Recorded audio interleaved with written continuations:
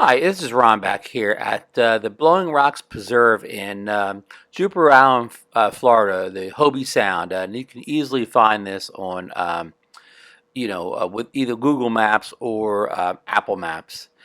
There is a small parking lot on the beach side of the road where you can enter the Blowing Rocks Preserve. This is a sign as you see as you enter the area, and I'm a drone channel.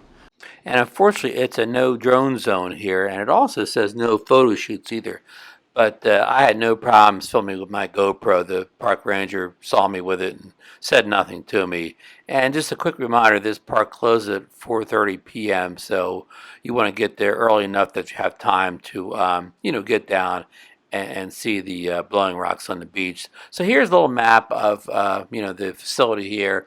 And again, it's a short walk to the beach area here. You see a trail coming up here.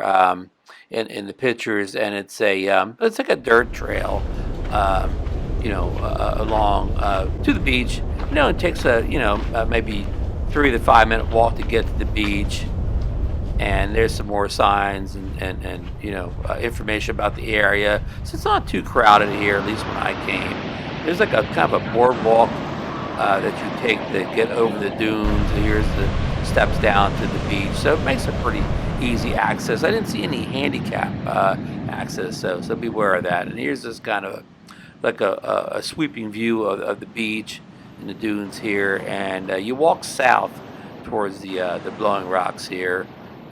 It's a couple minutes down there. I'm going to say it's probably takes a half mile to walk the whole thing, and probably about a mile round trip. And again, it wasn't very crowded this day. And there's some more information you see along the way on the rocks there. And there's the first rock you see, the kind of a small one there on the beach. And there it is. There's a shot of it. You got to be careful because these rocks are all over the beach. Some you can't see; they're buried in the sand. Easy to trip on. My wife tripped, and she did fall that day. So here's the first big blowing rock you see.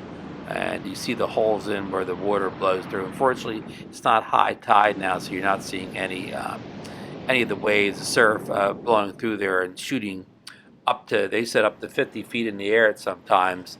There you see some water coming up. So got a little sun glare there on the GoPro, but you can see the rough formation of the rock. They say this is all based on limestone. Kind of looks like a coral reef. I don't know how long this has been here. It looks like it's very old. For the rocks, there's some people kind of, making a day up there with a blanket on some of the rock formations there. There's interesting. Got some a rock still down there in the water, the waves coming around it in front of the main rock formation. Now I've moved up to the top of the rocks here. A guy told me it gets a little dicey walking along the water any further than this, so I got on the top here. So I'm kind of looking down. It kind of gives me a better angle, anyways. So you can see, the kind of how those rocks are cut out with the sand between them. It kind of split the rock up there, which is kind of interesting to see here. So here we go, moving along here. So you got to be real careful with your footing here because there's little pieces of the rock mixed in with the sand that you don't always see. There's another interesting where the ocean's cut like a hole around the rock there, made that kind of an island of that one rock. So I'm walking along the edge. You can see my reflection there in the camera, my shadow, I should say. So we're moving down here. It's starting to get higher. You see that person standing, kind of heads below the level there, the sea level, the rock level.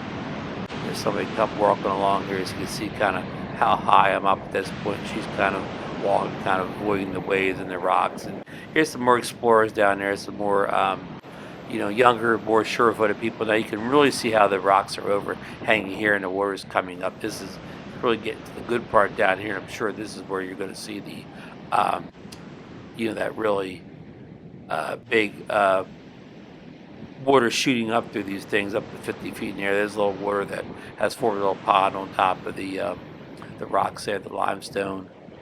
So we're almost to the end now. There's a good view of the ocean rolling in. So yeah, we're at the end. You can see some condos down there in the distance. So I'm turning around as I'm walking back north again, back to where the entrance was. Here's another person ahead of me, and you see some of the rocks. I said you got to keep an eye out for.